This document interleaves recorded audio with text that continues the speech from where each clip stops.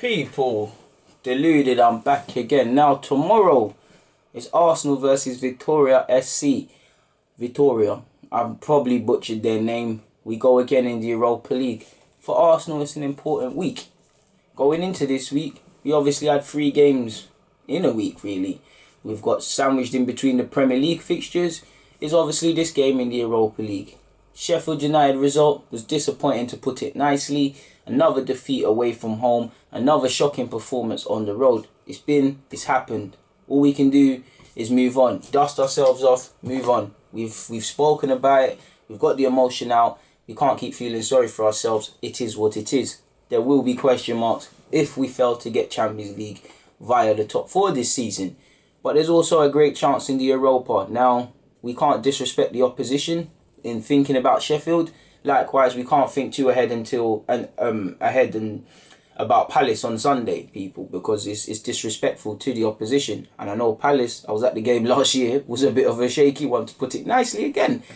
Europa League presents a good option to get top 4.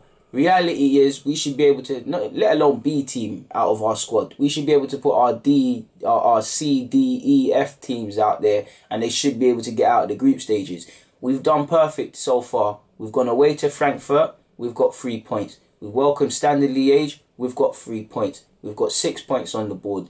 We beat Vitória, 9 points, and it already makes what we already know is that we're getting out of this group a conclusion. Mathematically, it's still technically possible to not get out of this group, as unrealistic as that sounds, so we still have to treat this with importance. Now, one thing I like about the Europa League personally is that players that are not necessarily in the lineup get an opportunity to show what they're on.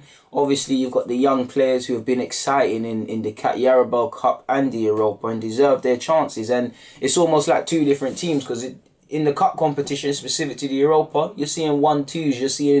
You're seeing a lot that stuff that we're asking to be seen on a Monday night or from more experienced individuals. The key thing, or the best thing that we can come out of this game, is that we do not get any injuries. We win, obviously, and get 9 points, and we can focus on Palace. Pardon me. But our opponents are not to be disrespected. I believe, looking at the table in Portugal, they're 4th in their league. Their last game at the weekend, they lost in the Portuguese Cup. But I'm scared of the unknown. I know nothing about them, really.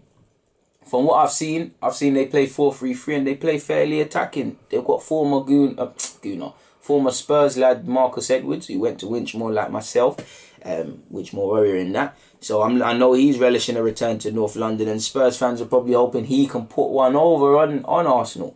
So for me, it's the fear of the unknown. We need to win this. There's really not much more to be said. It's the first time that our opponents will meet an English team since 08-09, where they lost in the UEFA Cup to Portsmouth, which was a long time ago now. Portsmouth were a League 2 side, and that, you get it, people. League 1-2 side now, people. Well, they're League 1 now, I believe, but they definitely were a League 2 side. I only know that because I watched Jamal Lowe. Moving on. And it would be Arsenal to mess this up. In our last 5 games against Portuguese opponents, we're unbeaten. We've had 1 draw, 4 wins, scored 17 goals and not conceded. So at least something is going to be ruined come Thursday. On a serious note, man, I hope we go out there and win. The only thing left is the lineup, really and truly, people. And in regards to the lineup, the only one that's the easiest, Martinez picks himself. I would go Martinez in goal. I would go Bellerin at right back. I would go Holding and Chambers as the centre-half pairing. Now, Mavropanos has played a lot of football for the 23s. And I don't know if that's part of his rehabilitation. We're taking it easy, letting him play these games, training with the first team, but playing these games. I don't know. But I do think Luiz and Socrates should sit this one out. We are pressed for options. There is a case to actually rest Callum Chambers as well. He's played quite frequently.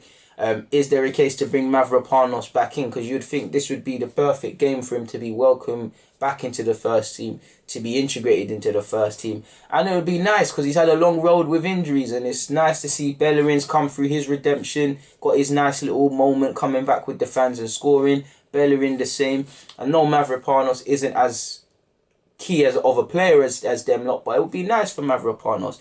So I will go with Holding and Chambers / Mavropanos in the event. I want it to be Holding and Mavropanos and give Chambers the day off, but I'm going to go with, I've got written down, is Martinez, Bellerin, Holding, Chambers, not Kolasinac, Kieran Tierney at left back because he didn't play on Monday. Hopefully he plays and plays on the Sunday. So it'd be Tierney. Midfield, I will go with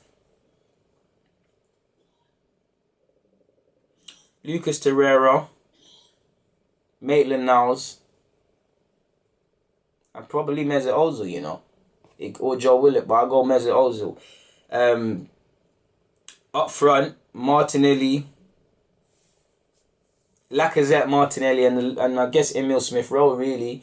Pepe could play and get some confidence, but doesn't really make sense, really. You could play Emile in that position. You could put Maitland-Niles out there and play someone centrally. Who knows?